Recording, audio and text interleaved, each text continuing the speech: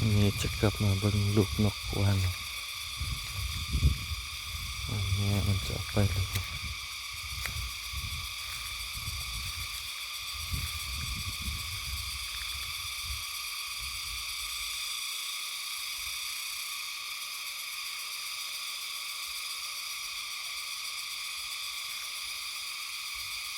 ดูสิครับ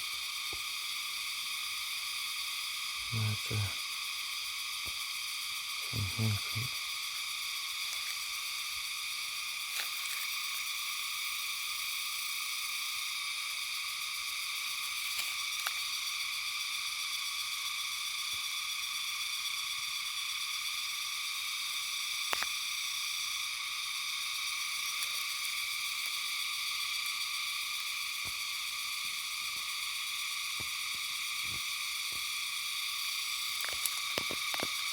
อยู่ทุกคนมีตัวเดียวคือเก่า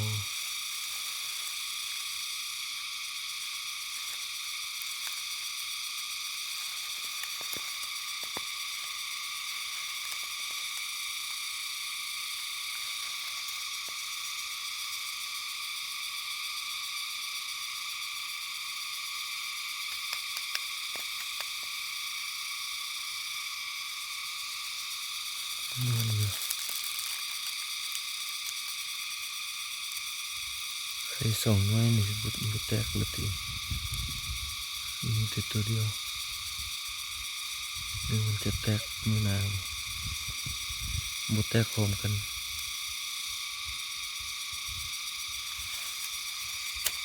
อีกแคมทางผมแซวบอกว่าจะบ่เห็นทางไปสวน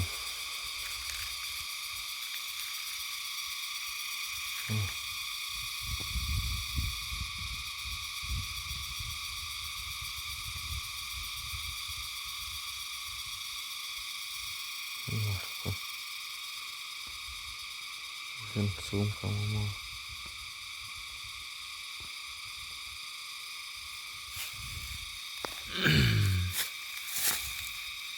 บ่เห็นมันนี่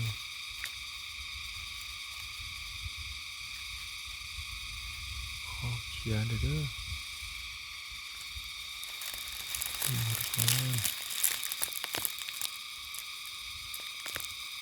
ใครส่งมา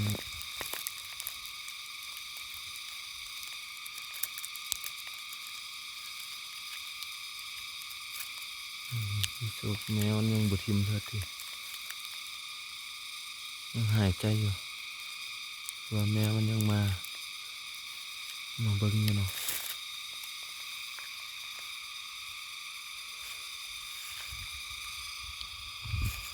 แคมทางปุยปลาช่วงนี้แห้งแล้ง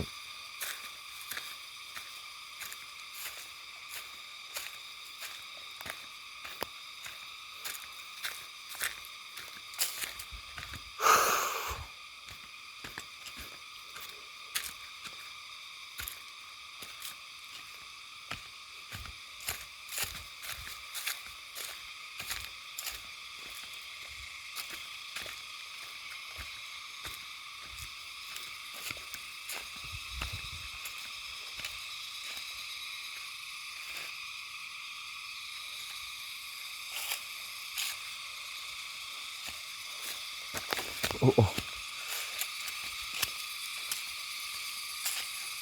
หายเสียครับ